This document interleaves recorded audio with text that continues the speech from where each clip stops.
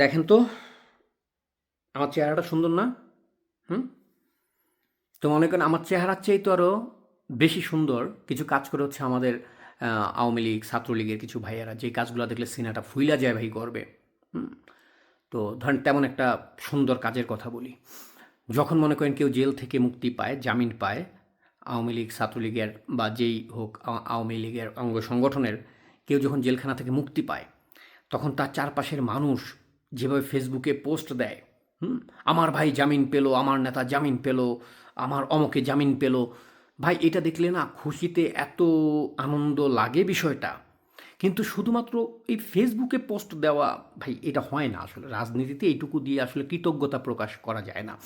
এইটুকু দিয়ে আমি যে ভাইয়ের লোক, আমি যে ভাইয়ের পক্ষে এখনও আছি, সেটা এইটুকুতে আসলে হয় না ভাই। যেমন আপনারা আরও কিছু কাজ করতে পারেন। ধরেন একজন আপনার বড় ভাই, ছোট ভাই বা যেই হোক জেলখানা থেকে জামিন পাইছে। জামিন পাওয়ার পরে প্রথমেই যেটা করবেন, জেল গেটে আপনারা যাবেন সবাই, গিয়ে তাকে ফুলের মালা দিয়ে বরণ করবেন। বরণ করে সেখানে একটা লাইভ ভিডিও করবেন, ভিডিও করে ভাই একটা বক্তব্য দেবে। হুম, জেল গেটে বইসা আপনারাও বক্তব্য দেবেন এবং এই জেলের তালা ভেঙেছি, ভাইকে ছাড়িয়ে এনেছি, এরকম। তারপরে মনে করেন ভাইকে নিয়ে কি করবেন, ভাইকে নিয়ে আপনি যাবেন হচ্ছে কি আপনার এলাকায়, গ্রামের মধ্যে ভাইকে ফুলের মালা দিয়ে সব জায়গায় ঘুরাবেন। হুম, তারপরে মিছিল করবেন। হুম, আমার ভাই মুক্ত হলো, আওয়ামী লীগ ক্ষমতায় এলো, এইরকমভাবে করতে হবে। হ্যাঁ, মানে ভাই মুক্তি পাওয়া গেছে মানে তো মনে করেন আওয়ামী লীগ ক্ষমতায়, এটা তো আর মানে সন্দেহের কিছু নাই। তারপরে মনে করেন ভাইরে নিয়ে থানার সামনে যাবেন। হুম, থানার সামনে গিয়ে মনে করেন স্লোগান দিবেন। হ্যাঁ, ওসি তোর মায়েরে বাপ, ভাইরে পারলে মার ঠাপ।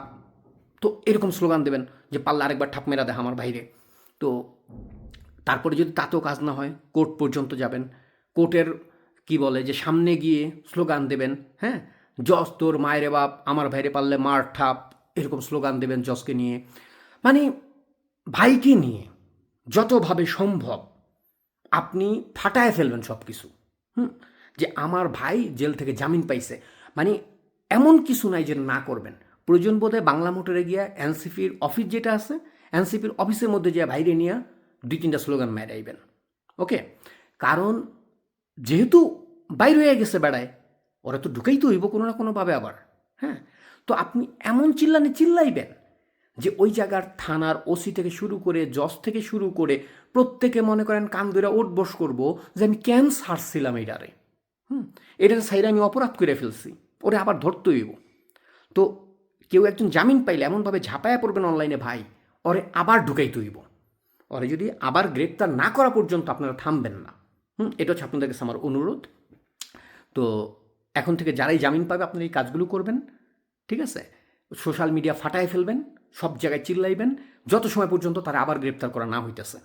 এটা খুব জরুরি। হুম, অতএব আপনারা এই যে জামিন নিয়ে পোস্ট দিচ্ছেন, এটা দেখলে আমার খুব ভাল লাগে ভাই, গর্ব হয় যে আপনারাই আমাদের সহযোদ্ধা। হ্যাঁ, আপনারা, আপনাদের সাথেই আমি একসাথে আন্দোলন করতেছি, এটা ভাবতে আমার গর্বে সিনা ফুলে যায়। তো আপনারা এই কাজগুলো জারি রাখেন। কেউ জামিনে বের হইলে তার নিয়ে এইরকম প্রচার করবেন যে ওরে আরেকবার জেলে ঢুকানোর আগ পর্যন্ত থামবেন না। এটা আপনাদের কাছে আমাদের অনুরোধ। ঠিক আছে, ধন্যবাদ সবাইকে।